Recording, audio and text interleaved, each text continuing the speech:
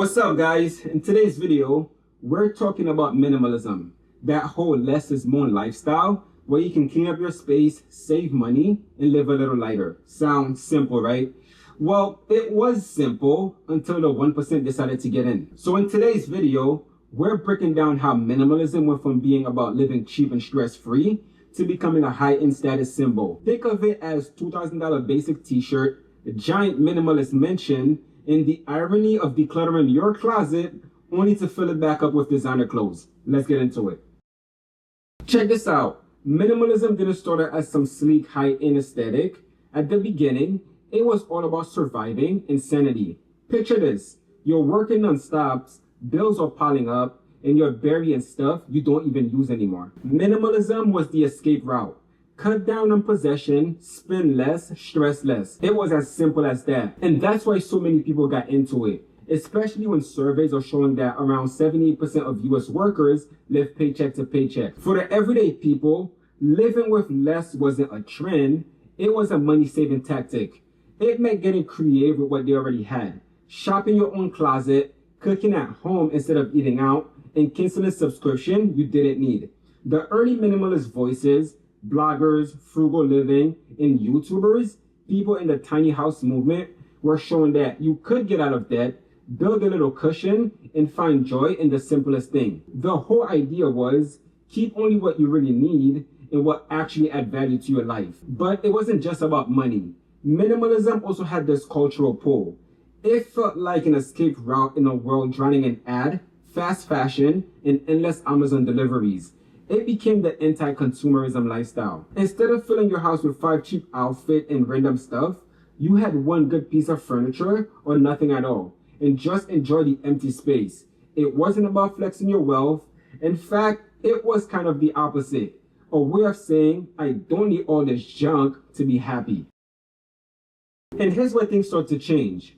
Once minimalism started trending on Instagram and Pinterest, colors, empty rooms, it caught the eye of luxury brand and the rich. Suddenly, minimalist chicks wasn't just about decluttering, it was being sold back to us as a luxury lifestyle. Think about those celebrities' living room, right? White wall, one designer chair in the middle of an empty space. Look pretty simple, right? Until you find out that chair costs about 5 figures. In that minimalist home, it's actually a 10,000 square foot mansion. So the message was basically, you too can live with almost nothing, as long as that nothing you own is insanely expensive. And fashion jumped into this even harder. Back in the days, right, logos and jewelry was a sign of wealth. Now the rich people are flexing with a plain black sweatshirt that costs around $800 or a $2,000 coat that looks like it came from the basic rack at Target. This is what people call quiet luxury. The less obvious the outfit, the higher the price tag. Ironically, dressing simply has become a new form of showing off. And it's not just fashion, by the way. Tech and design have been pushing the premium minimalist vibe for years. Take Apple, for example. They sell us that clean, white, clutter-free aesthetic as if it's the definition of high-quality product. And luxury boutiques do the exact same thing. A giant empty space with just a few products on display. And each one is priced like a car. They're taking less is more and twist it into less will cost you more. So yeah, the 1% has hijacked minimalism. They kept the aesthetic, but flipped the purpose. Instead of saving money or rejecting consumerism, their version is all about status. It's not, I don't need 10 bags.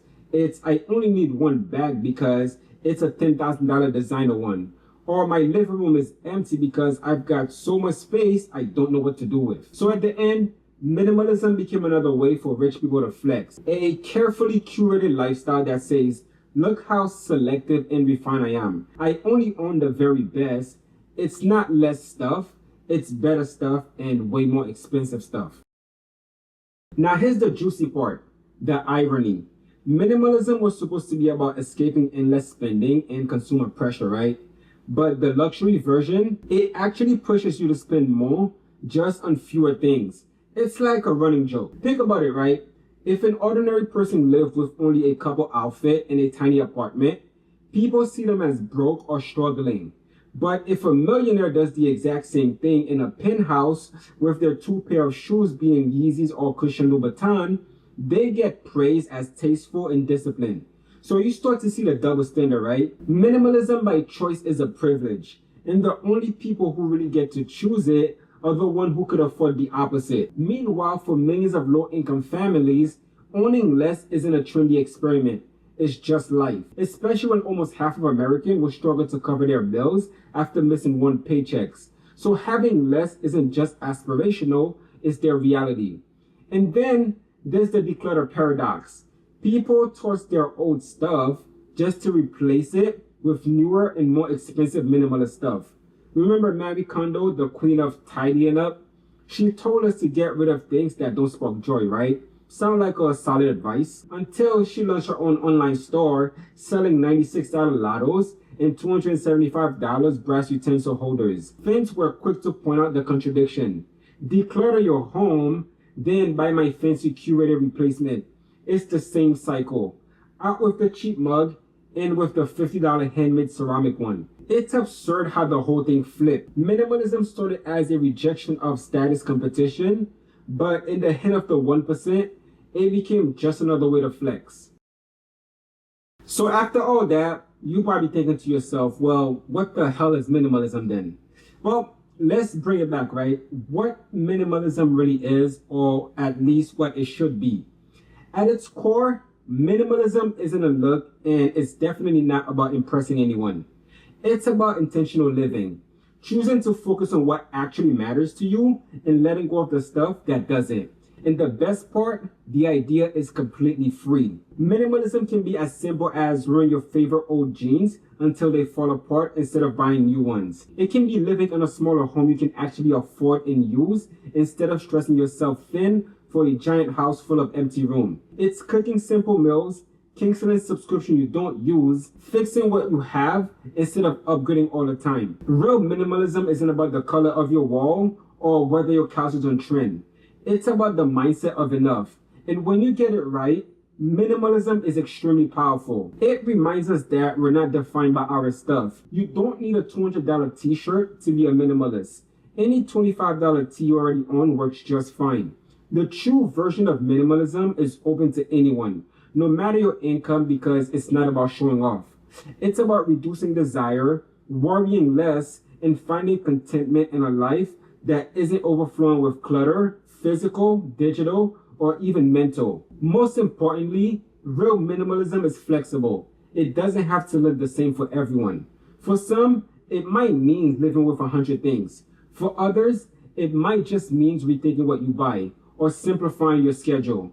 There's no need for luxury brands or influencer validation to make it feel valid. If it helps you live with more peace, more clarity, and less stress, then congratulations. You're already doing minimalism right. So lastly, how do we take minimalism back from the 1%? Well, first step, call out the BS. Minimalism as a personal choice is about freedom. Minimalism as a marketing lifestyle is about profit.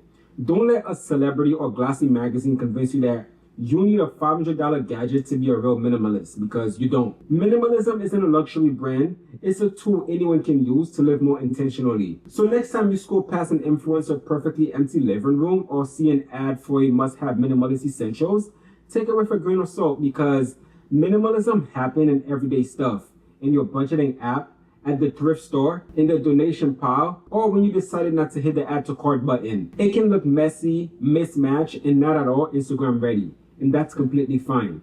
At the end of the day, minimalism belongs to everyone. It started as a way to break free from the cycle of working, earning, and overspending, and they can still do that. The rich can keep their $2,000 plain t-shirt and empty mansion.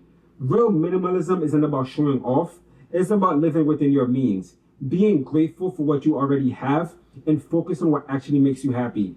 So thank you guys for watching today's video. If you gain any value from this, don't forget to like, subscribe, and push the notification bell for more on sustainable fashion, personal finance, and minimalism. I'll see you guys in my next video.